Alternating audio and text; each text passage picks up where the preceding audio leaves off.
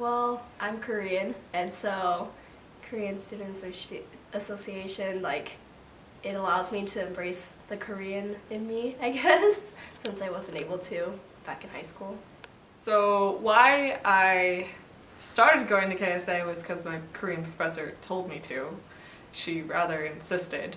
But I kept going because of how much fun I had and the people. Like, Yoonki was my KSA dad, and he kind of made sure I was there every week. If I wasn't, he'd come get me from my dorm. I chose KSA because it was the first club that basically accepted me and gave me a position and basically gave me a role here at Baylor. And the president at the time, Yoonki specifically, like his vision of like expanding diversity within Baylor really resonated in my heart, and it's something that I want to also leave behind when I graduate. I chose KSA because I kind of wanted to just delve more into Korean culture and also like meet new people that had the same kind of interests as I did with like Korean culture and all that kind of stuff. And I decided to stay because I really found people that I clicked with, and like it's become my little KSA family, and I love it there. And we all really do have like the same interests, so it's really nice to have people that you can talk to about what you like to do.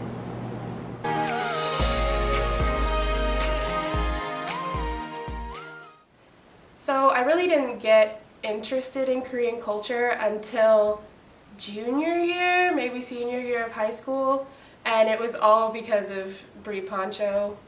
We were in math class and she showed me this K-pop group on her phone, and she was like, "Look how cool they are!"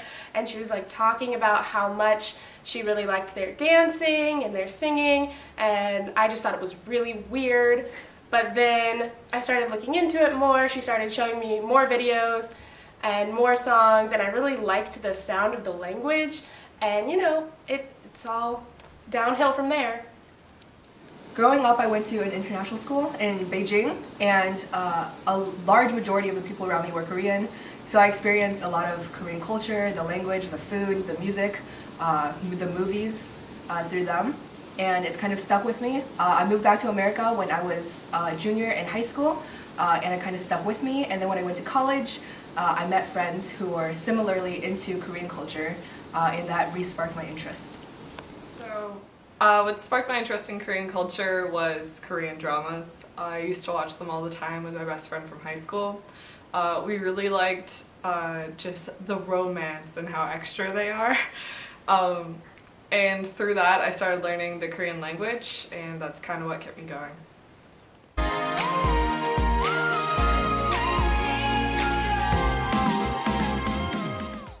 Hopefully when people see me and my involvement in KSA, what I really hope that they see is that even though things might be uncomfortable at first, taking a step outside of your comfort zone is really worthwhile, and it's really led me to a lot of interesting friends and a lot of interesting places as well. I'm definitely not the same person I was before I took those steps, so I hope that I might bridge some sort of thinking that you have to do what you've always done, and you can always be a little bit uncomfortable with new situations, because it really is a rewarding experience once you get to the end of the road. I think one of the biggest things I can do to impact others with the Korean language and culture is by breaking down that barrier between non-natives and natives. For example, since I'm only half Korean, I can relate to both sides, non-native and native. In both senses, I can see that there is like a cultural or language barrier in some cases, such as like traveling around or even just in everyday life or even in KSA itself. So I think one of the things I can do to change that is just allowing both groups to join together, and I can teach them both, or I can learn from both. So.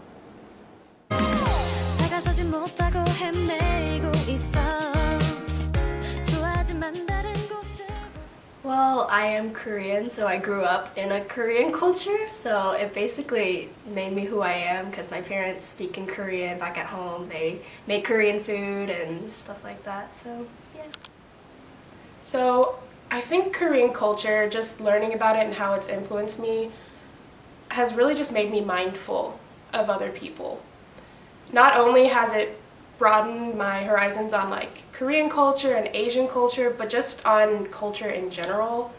Like when you start to learn about other people and what they believe in their country and like what they love, what they do, it kind of opens you up to what you love and what you can do and what other people love and what they do. Whether you're a fan of their culture or you're interested in like their culture specifically, their country specifically, it still allows you to kind of be more available to learn more things about them and who they are. Korean language and culture, or pretty much just Korea in general, has really helped me find what I want to do when I get older. I didn't really know what I wanted to do in high school, and then I discovered like Korea and all that, and I decided I wanted to go there, and I was like, well, what can I do if I go to Korea? And one of the main things people say is you can go teach English, and that kind of got me interested in teaching English, and in turn got me interested in languages in general, which is why I chose my major, linguistics. For me personally, how Korean culture has impacted me is basically just giving me a different perspective on Korea itself and basically other Asian countries in general, as I was only able to experience Taiwan through my own personal life. So the only way I ever learned about Korean culture was through history books, through other textbooks, and basically through the news. So having the opportunity to talk to people who grew up in the Korean culture and learn more about how they grew up and what their society is more like, basically impacted me and has helped given me a more well-rounded perspective of the area.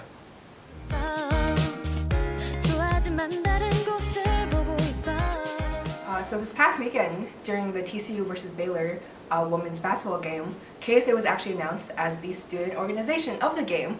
That was really fun. There were about 15 to 20 of us that went. We all got free t-shirts, we got free pizza from Shorty's, free beverages, and we even appeared on the board a few times. It was all really fun. I've actually never been to a basketball game before, so being able to experience that with my KSA family was a really enjoyable experience. My favorite memory from KSA was I think it was a few weeks before I was set to fly out to Korea, and I came back for just like a KSA meeting, and they threw me a party at the end of the meeting. Everybody passed around Yakults and toasted me having a good experience in Korea, and they gave me a basketball with pickup lines so that I could go to the courts and pick up guys in Korea. I think my most memorable memory with KSA is meeting up with my family for the first time, where we ate food and got to know each other, and also we also had a white elephant party there, and it was pretty great. So I'd say my favorite KSA memories were probably the extensive time I spent with David Song, our previous president. We spent a good amount of time together getting to know each other before we transitioned into this year. So here are some of my favorite David memories. One time he set down his bread to go to the bathroom, and Odie, Caitlin's dog, barked, and it fell over the bread, and David yelled, "My bread!" And this one time we went to KSA MT at King Spa last year, and we went into the Jimjibang, which is sauna, so we went into the hottest one, and David didn't last maybe not even a full minute because he was just dripping, and he looked like an ajashi, so it was pretty funny. And at banquet last year, he wore these fairy wings in his introduction. They were pink and sparkly, and I made him wear them, and they were cutting off his circulation because he's got a wide wingspan.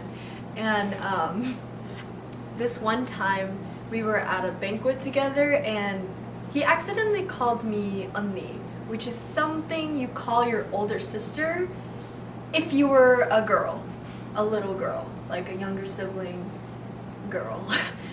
So sometimes I call David my 여동생, my little sister.